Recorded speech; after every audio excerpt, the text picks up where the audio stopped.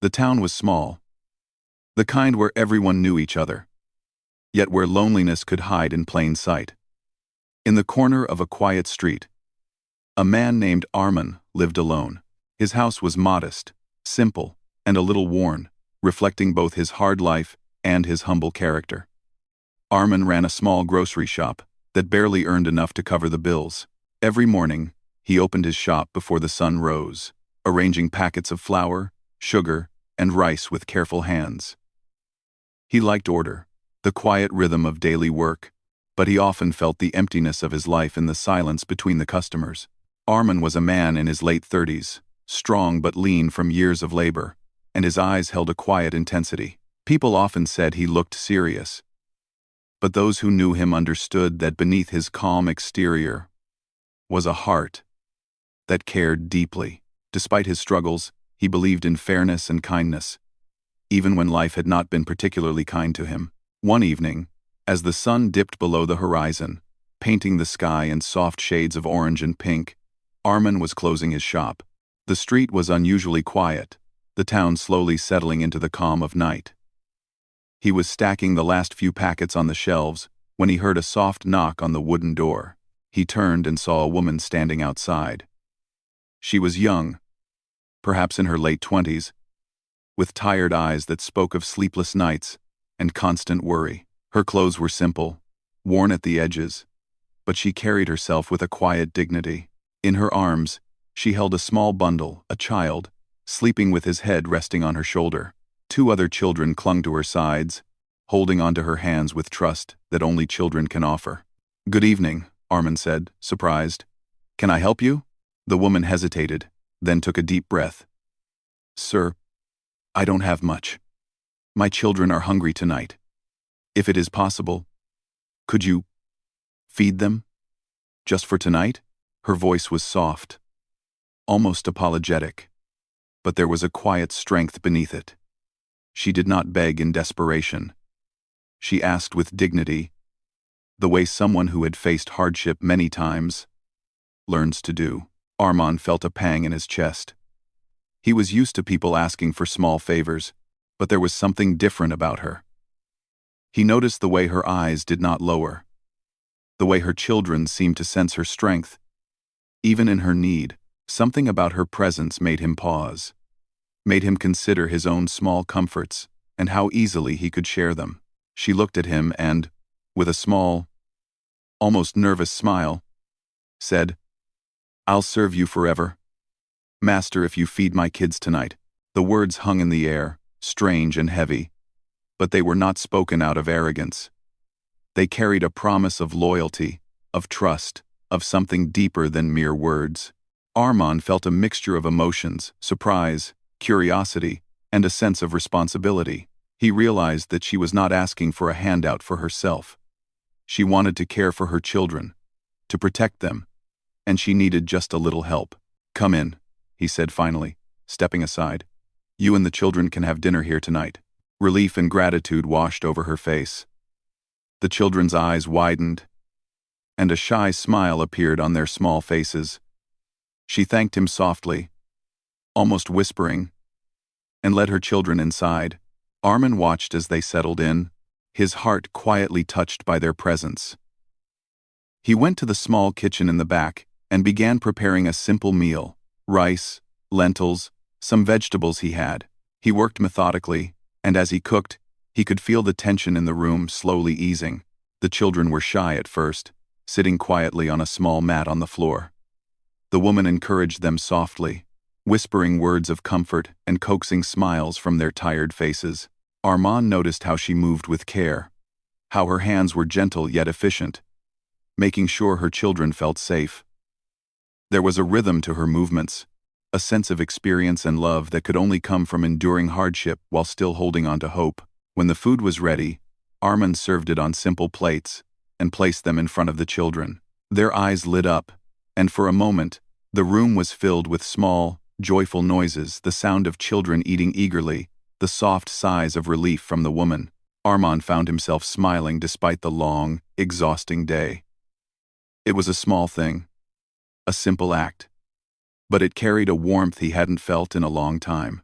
They ate quietly at first, but soon the room filled with small laughter and chatter. The children asked questions, curious about the small details of his shop and his life. The woman answered with patience, her voice calm and soothing, guiding them gently while respecting their excitement. Armin listened, realizing how rare it was to witness such innocence and trust in a world that often felt harsh and unforgiving. After the meal, the woman cleaned up with her children's help, turning an ordinary task into a small lesson in cooperation and care.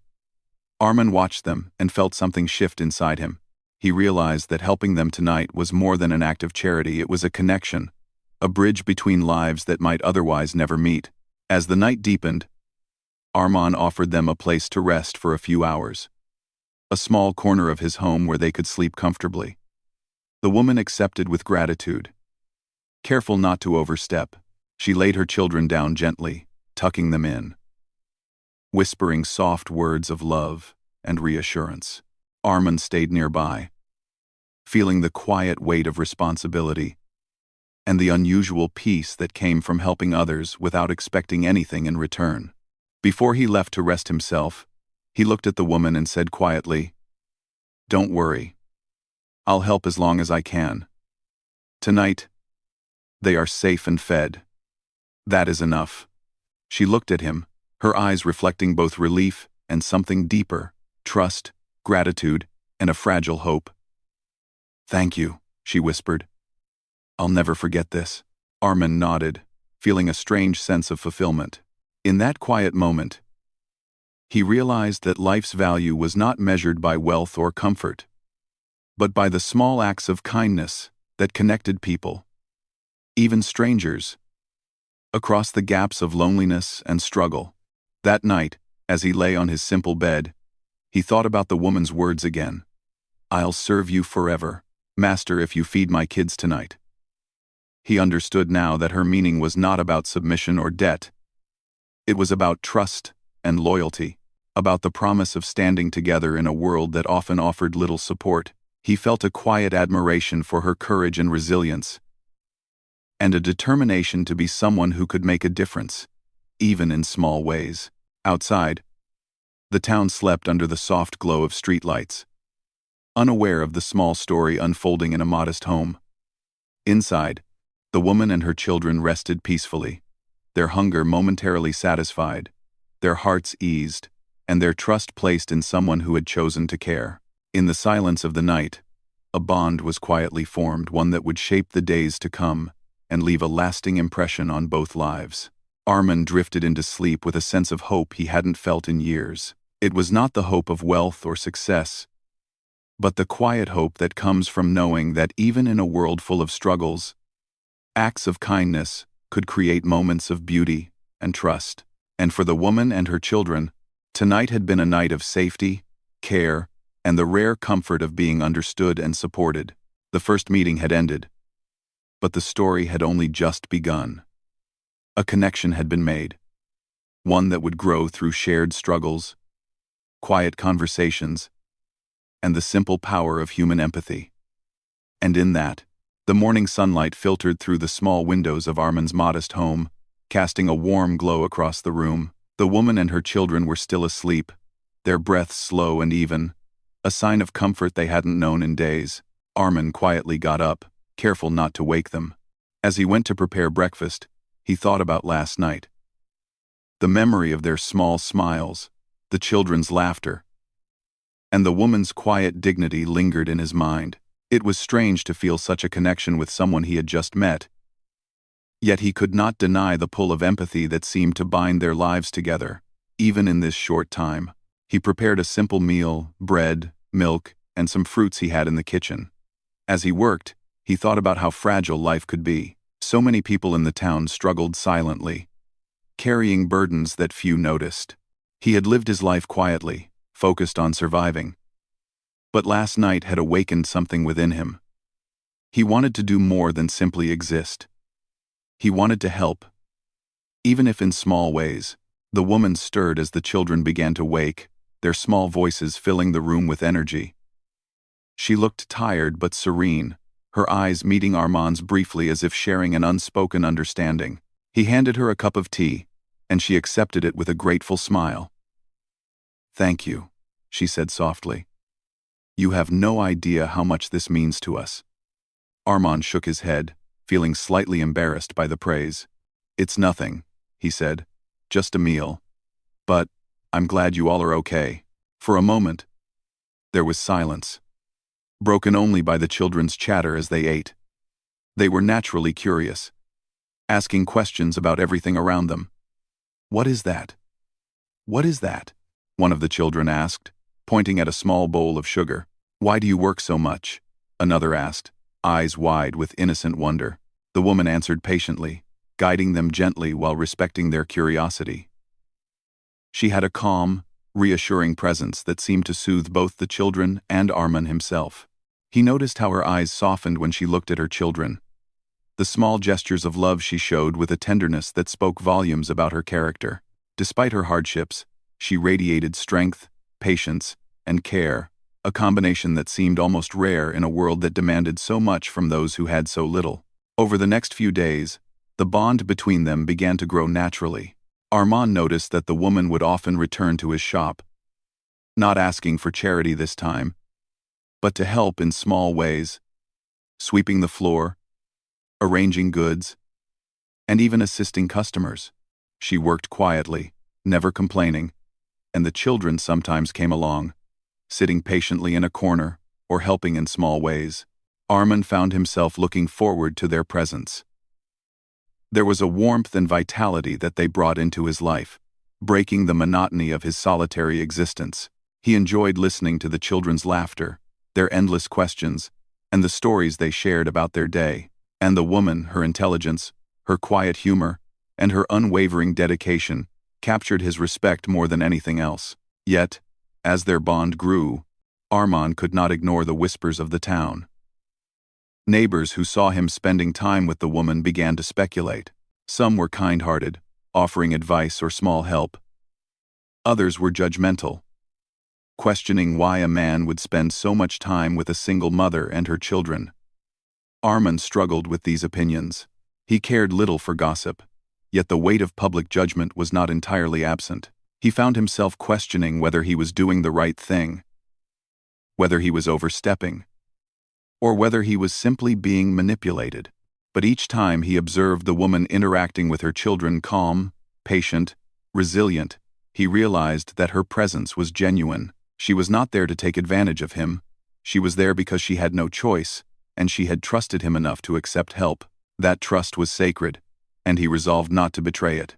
One afternoon, as Armand was arranging sacks of rice in the shop, the woman approached him quietly. "Sir," she said, hesitating slightly, "I know I've asked for help before, but my children need new clothes. The winter is coming, and I can't manage it on my own. Could you help me just this once?" Armand paused, feeling the familiar pang of empathy.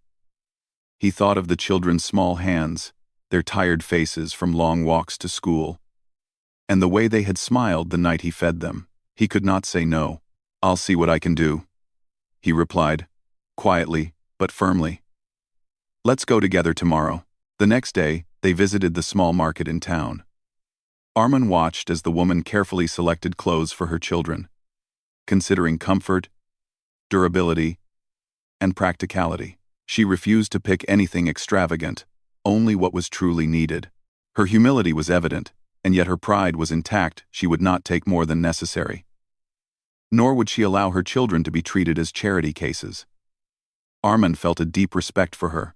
As they walked back to his shop, the children held onto her hands, chatting happily about their new clothes. For a brief moment, Armand felt a sense of fulfillment that went beyond material help. It was not the act of buying clothes that mattered. It was the trust, the bond, and the sense of shared humanity that had formed between them. Days turned into weeks, and their connection deepened.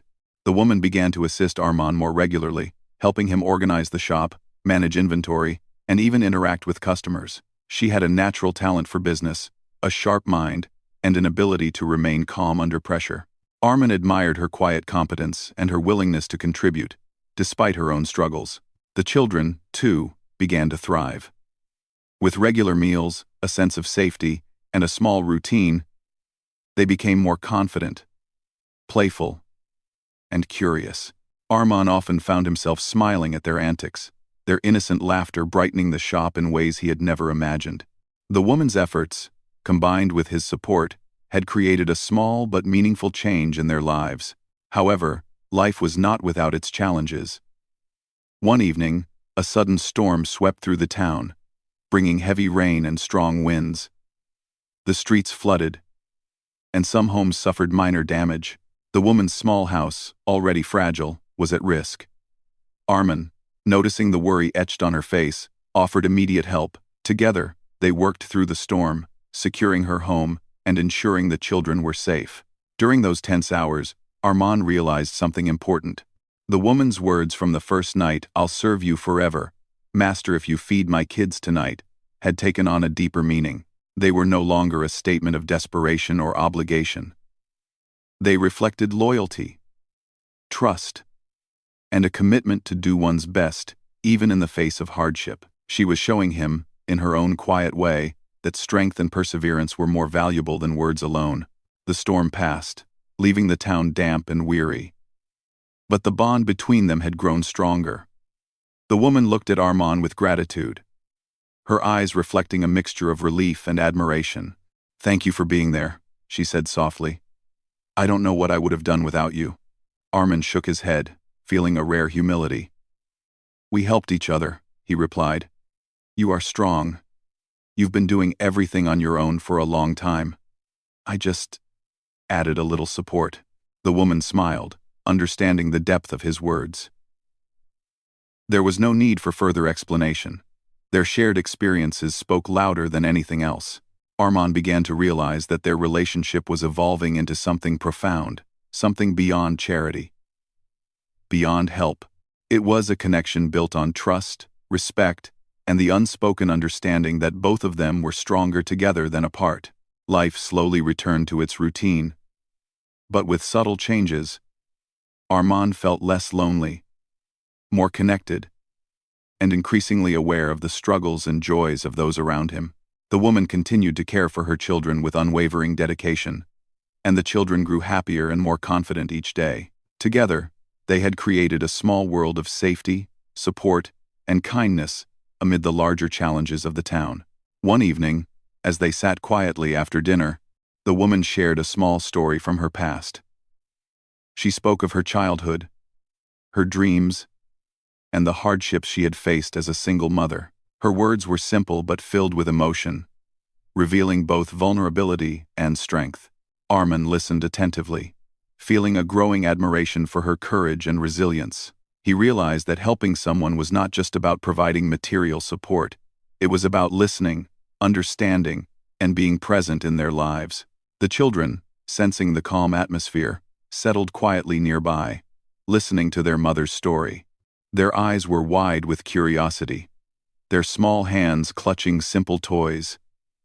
Yet they were learning lessons of resilience, empathy, and hope from her words.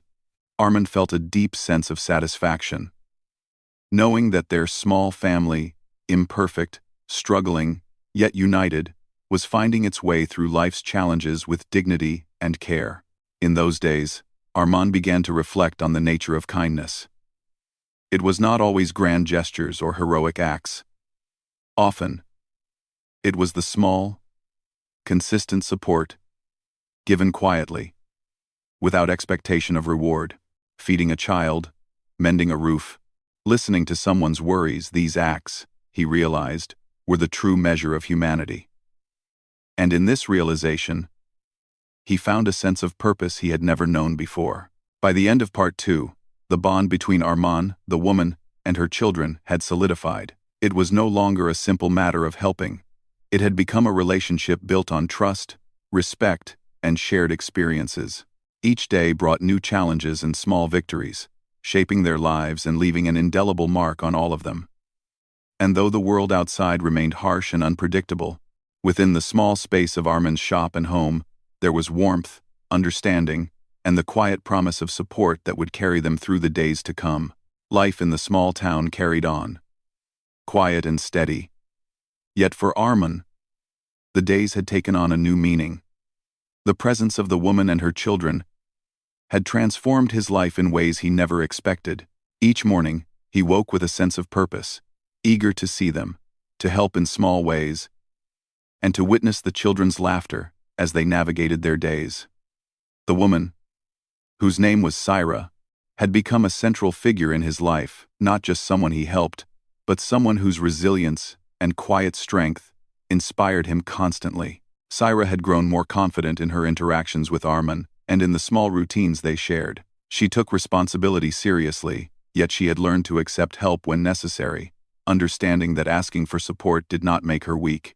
Armand noticed that the children were changing too. They laughed more freely, spoke more confidently, and approached the world with a sense of curiosity that had been missing before. For him, it was a reward beyond any material measure. He saw life blooming in a way he had never thought possible in his quiet, solitary world. One evening, as Armand was closing his shop, Syra approached him with a look of worry. Her children clung to her sides, sensing her unease. "Armand," she said softly, "I'm afraid my youngest has fallen ill. He has a fever, and I don't have enough money to take him to the doctor immediately. What should I do?" Armand's heart tightened. He had seen sickness before, but the thought of a child suffering, a life so delicate and dependent, filled him with urgency. He could not turn away. "Bring him here," he said firmly. "We will figure this out together." He could not turn away. "We will figure this out together." E4, E4-3, E4, E4-3, E4-3, E4-3, E4-3, E4-3, E4. They returned to his modest home, and he helped Syra lay her child on a small cot. He washed his hands, prepared warm water, and did what he could to make the child comfortable, while Syra fanned him gently. He could see the fatigue in her eyes, the exhaustion of caring for 3 children alone, and he felt a mixture of empathy and determination. For the first time, he realized that helping her was not just about feeding them or offering shelter. It was about being present in moments of fear, worry, and uncertainty. That night, Armand stayed by the child's side, keeping a vigil, while Syra tended to the other children. They whispered quietly, exchanging small observations, and he realized that their bond had grown far deeper than he had imagined. It was no longer about assistance. It was about trust, reliance, and the understanding that they could face challenges together. Over the next few days, the child's condition slowly improved, thanks to rest, care, and Armand's insistence on simple remedies. Syra watched with relief as her child regained strength, her gratitude shining through her eyes. "I don't know what I would have done without you," she said, her voice trembling with emotion. "You saved my child. I cannot repay you." Armand shook his head, smiling softly. "There is nothing to repay," he said. "We help because it is the right thing to do. That is enough." The crisis with the sick child became a turning point for both of them.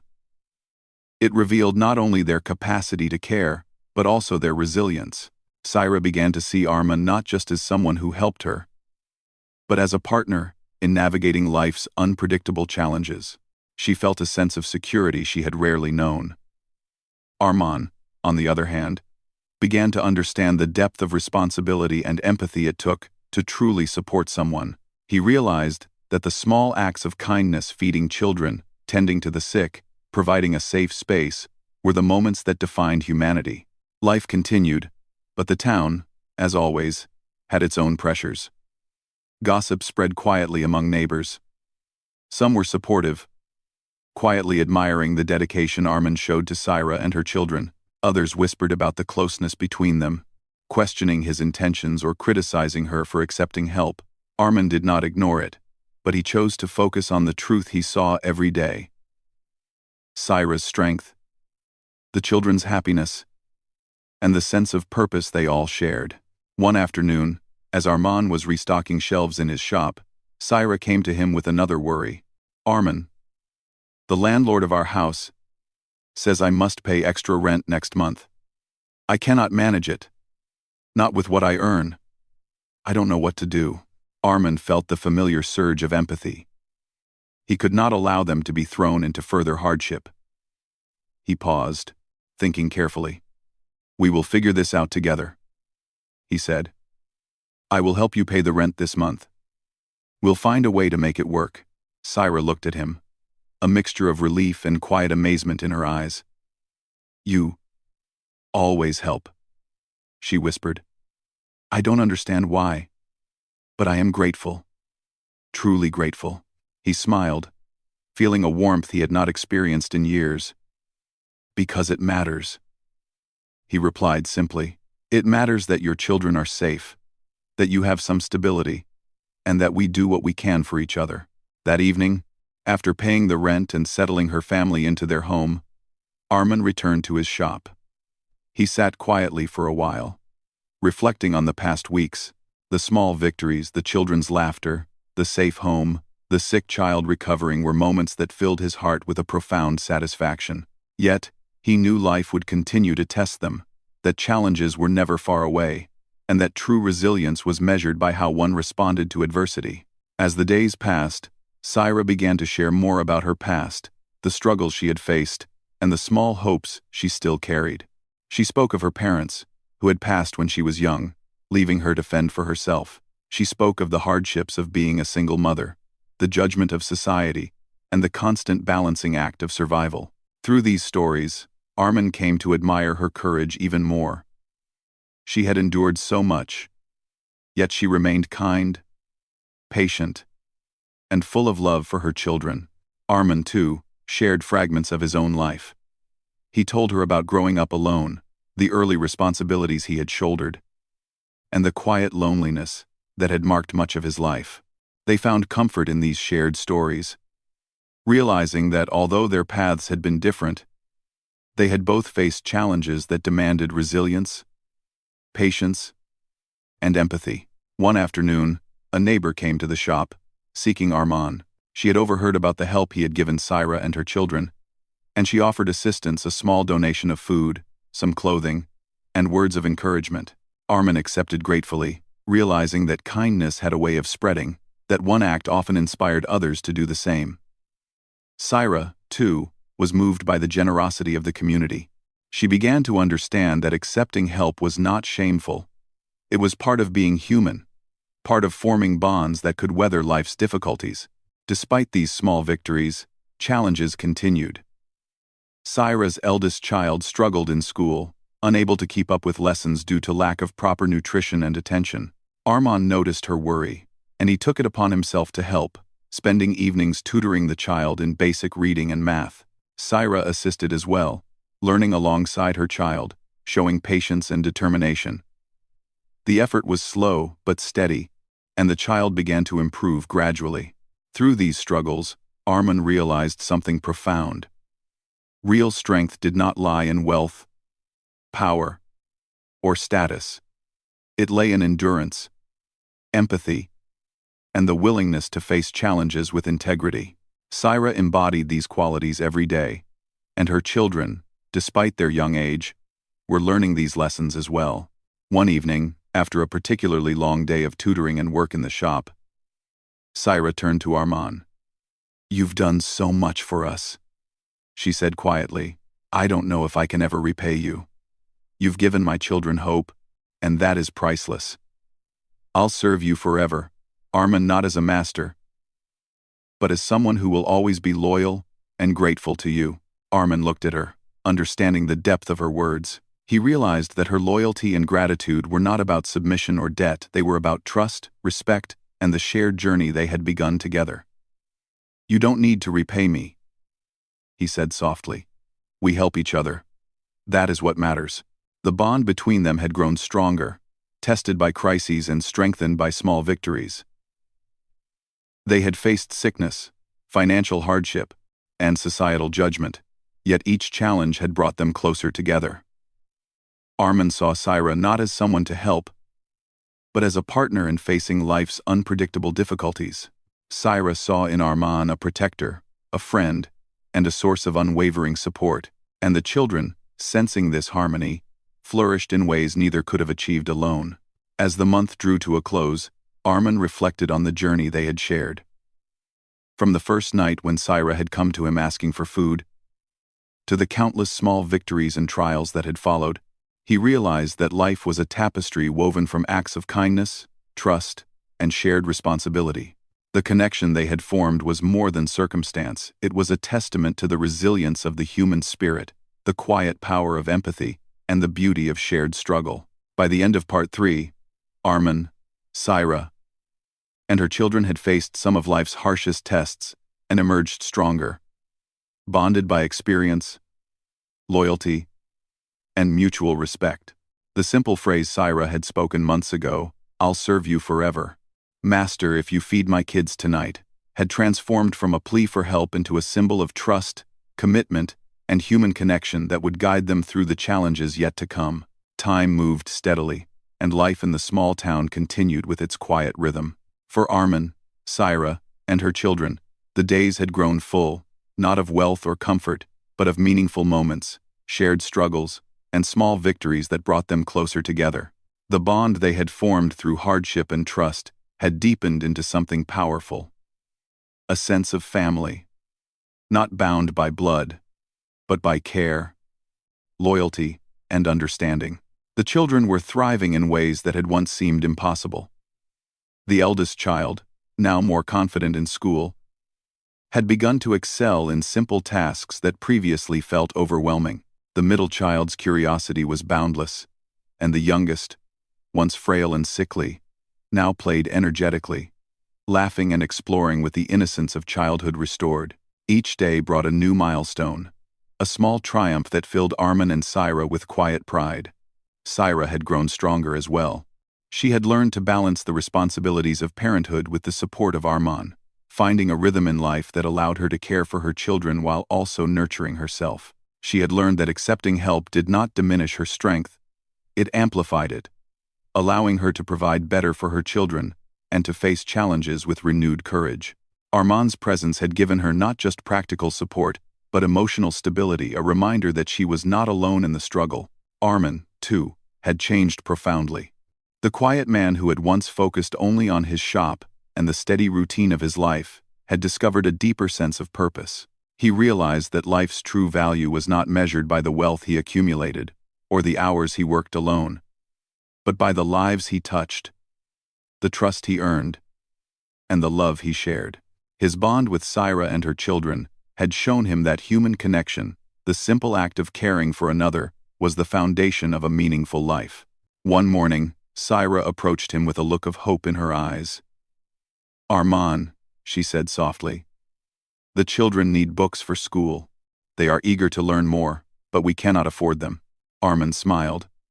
"Then we will find a way," he replied. He spent the day with Syra in the small-town market, carefully selecting books and supplies that would help the children learn. They laughed together as they compared the bright covers, discussed stories, and imagined the adventures awaiting them in the pages. The simple act of buying books became a shared moment of joy, a symbol of progress and hope for the future. As the children began to read and explore, Armin noticed the transformation in their spirits. They asked more questions, shared their thoughts freely, and approached each day with a sense of curiosity and excitement that had been missing before. Syra watched them with pride, and for the first time in a long while, she felt confident about the future. She realized that small acts providing food, paying rent, buying books, and sharing time had created a foundation of stability that her children could build upon. The town, too, began to recognize the changes. Neighbors who had once whispered gossip now offered quiet admiration and small gestures of support. A woman brought fresh vegetables for the children, a man offered to repair part of their home, and others shared encouraging words. Armin and Syra accepted these gestures graciously, understanding that community was built on mutual support, and that kindness often returned in ways they could not anticipate. One evening, after the children were asleep, Syra and Armin sat together quietly in the small living room. The air was calm, and the soft glow of the lamp illuminated their faces. Armin, Syra began, her voice gentle. I have been thinking, all these months, you have helped us more than I can ever express. You've given my children hope, safety, and happiness. I want you to know that I will always be loyal to you. Not because you helped us, but because you trusted us, respected us, and cared for us as equals. Armin listened, moved by her words. He realized that loyalty and gratitude were not obligations but reflections of trust and respect. You don't owe me anything, he said softly. We have grown together through life's challenges. That is all that matters. We are stronger because we have supported each other, and that will carry us through whatever comes next. Syra nodded, understanding the depth of his meaning. In that quiet moment, they both recognized that their relationship had evolved far beyond its beginnings. It was no longer about charity or need. It was about partnership, mutual respect, and the quiet strength of shared experience. Over the next weeks, life brought small but significant milestones. The children's schoolwork improved steadily, and their confidence grew.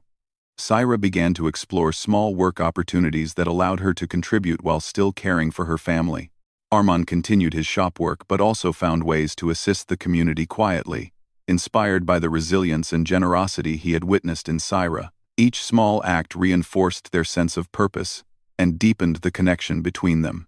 One afternoon, a minor crisis struck the roof of Syra's house leaked during a heavy rainstorm. Water dripped steadily into their home, threatening the comfort and safety of the children. Armin quickly came to the rescue, helping repair the damage and ensuring the family's safety. Syra watched him work, her heart filled with gratitude and admiration.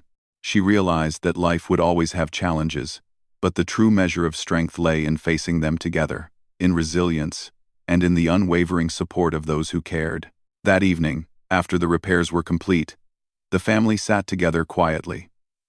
The children played with simple toys, laughing and sharing stories of the day. Syra prepared a modest meal, and Armin joined them, sharing in their small celebration of safety and togetherness. It was not a grand event, but it was filled with warmth, love, and the satisfaction of having overcome yet another obstacle. As months passed, their lives settled into a rhythm of cooperation, care, and shared growth. The children thrived academically and socially. Syra gained confidence in her abilities, and Armin discovered the profound satisfaction of making a meaningful difference. They faced challenges, as all families do. But each difficulty became an opportunity to strengthen bonds, learn resilience, and deepen trust. One quiet evening, as the family gathered for a simple meal, Syra spoke softly, reflecting on the journey they had shared. Armin, she said, when I first came to you, I did not know what the future held. I only knew my children were hungry, and I had to do something. You gave us more than food. You gave us hope, trust, and a chance to dream again. I cannot imagine our lives without you. Armin felt a quiet emotion welling within him. And you taught me something important, he replied. You showed me the power of resilience, the strength of love, and the importance of trust. We have grown together, and that is a gift I will carry with me forever. End quote. The children, sensing the calm and warmth of the moment, smiled and nodded. They had learned lessons of kindness, loyalty, and perseverance not through lectures, but through the lived experiences of their daily lives. They understood that support, love, and trust were the true foundations of happiness. As the sun set, casting a golden glow over the small town, Armin looked at the family and realized how far they had come. From the first night, when Syra had come asking for help, their lives had been transformed. Hunger had been alleviated, sickness had been managed, challenges had been faced. And through it all, bonds of loyalty, trust, and love had grown. The phrase Syra had once spoken, "I'll serve you forever, Master, if you feed my kids tonight," had evolved into a symbol of enduring gratitude, mutual respect, and human connection that transcended circumstance. Life continued, as it always does, with its challenges and joys. But within the small space of Armin's home, There was stability, love, and the quiet satisfaction of having faced life together. Each day brought new lessons, small victories, and moments of laughter that filled their hearts. And through it all, they understood that the true measure of life was not in wealth or status, but in the acts of kindness, courage, and trust that connected them to each other and to the world around them. By the end of Part 4, the family had found a balance in life, an existence built on shared responsibility, mutual care, and the understanding that loyalty and gratitude were not mere words, but reflections of the heart. Arman, Syra, and her children had discovered the profound power of connection, realizing that even in the face of struggle, hope, and love could thrive when people supported one another. And so, the small house in the quiet town remained a place of warmth and comfort. The children grew stronger, Syra more confident, and Arman more fulfilled than he had ever imagined. Together, they had created a life defined not by wealth, circumstance, or ease, but by loyalty, empathy, and the quiet power of human kindness. The story of that first night, the simple act of feeding hungry children, had blossomed into a lifetime of shared trust, resilience, and hope that would guide them through all the days to come. Small, modest home. A new chapter in both their lives was quietly unfolding. One meal at a time, one act of kindness at a time,